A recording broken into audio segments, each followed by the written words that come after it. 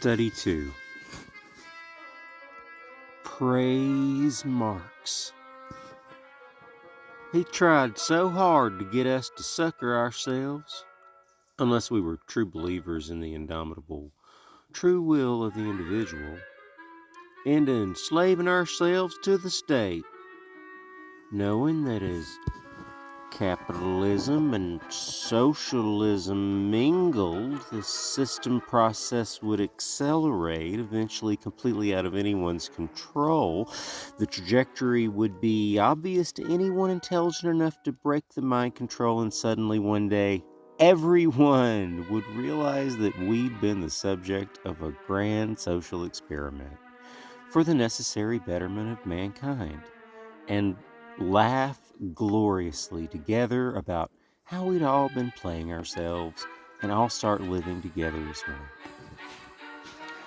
I just remembered we walked around the disc golf course area, and I told you and MC about how disc golf had provided an activity for poor people, economically speaking, compared to the folks who fraternize on ball golf courses, to participate in a similarly casual, relaxing sport with opportunities for conservations about organizing enterprises for their mutual benefit. That got me thinking about how busy basketball is, providing no time for much conversation apart from shit talk about each other's shoes and the rules of the game itself. Oh, and so many fucking rules. Golf, on the other hand, is a game of great freedom, presenting a marvelous opportunity to learn from experience that all the keeping of score is entirely irrelevant. And one day, one may find oneself just enjoying walking around. And maybe another day, one walks around off the course long enough to realize all the artificial rules of man are entirely irrelevant to God consciousness. I suppose that's got to be a lot harder to figure out in team sports, with all the other participants encouraging each other to share in the illusion. Obviously, that got me thinking about how close we were to Marx's vision of a world waking up from the illusion that money has value outside of our imaginations, which could be put to so much better use, and start living in an actual anarchist state of enlightenment. Now that everyone is intelligent enough to comprehend an objective reality with all the information about it that anyone could desire easily within reach. Around age 9 or so, when I was echoing my father's anger at Mondale Ferraro's loss, between then and Dukakis Benson, I'm 90% sure that's at least phonetically correct, I absorbed Mother Jones and the progressive magazines, even using my money earned from mowing lawns to subscribe to some twice-monthly newspaper out of Palo Alto, published by some group with socialists in the name of their organization. They'd been around since the early 20th century at least.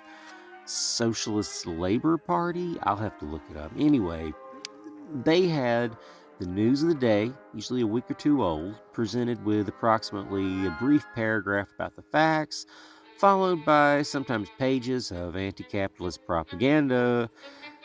There was a section called Marx's Corner that was like a little fireside chat.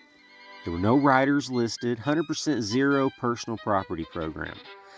I had a hard time accepting no intellectual property rights, but selfishly, easily accepted real estate and other wealth as being property of all humans, since I didn't have any and learned to feel poor from my parents.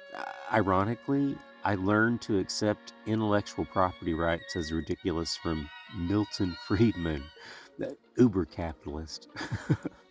Anyway, within a year of subscribing to that Marxist paper, I was printing my own 8 to 10 page school newspaper because I was a library aide, told by the vice principal that authorities had investigated the school on suspicion of cheating on the standardized tests because I'd scored high enough for him to speculate that I was the smartest person at the school, adults included, etc.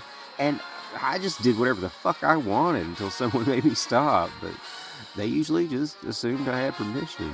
Anyway, the Herald was mostly 75% completely copied and pasted, in those days retyped from the 3 previously mentioned magazines, with a pro wrestling feature that I got another kid who believed that shit wasn't rehearsed, with predetermined outcomes to write. And then I edited it to make it hilarious. Everything except the wrestling article was printed in something like 8-point font and practically unreadable without a magnifying glass unless you had probably better than 20/20 vision. Mine was 2012 then. I printed them for free, sold them for 25 cents, did maybe 3 issues, probably sold about 20 or so in all. Even received praise from a conservative high school math teacher who'd taught me the year earlier, pre one of many awakenings, as a 5th grader, for having entrepreneurial aspirations, until she got out that magnifying glass and never spoke to me amicably again. Paper got shut down.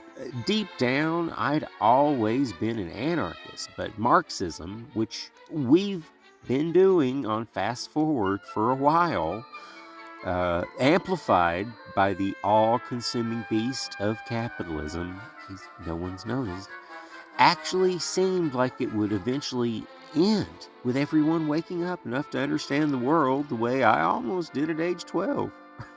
Oh boy, that money thing ran deep. Oh my goodness, I feel so goddamn good to finally be free. Oh my fucking God.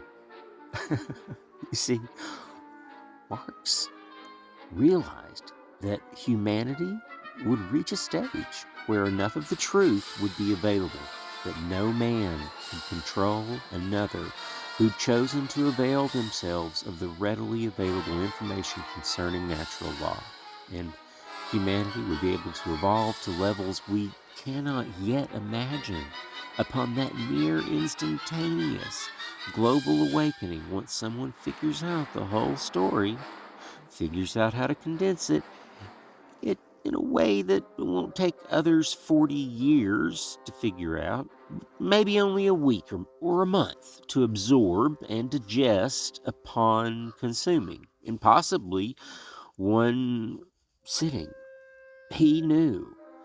Marx knew, that when the restraints upon the indomitable will, true will of humanity were kept too tight for too long, the people would eventually come to realize the truth of their individual sovereignty and insist that the chains be openly recognized as entirely imaginary.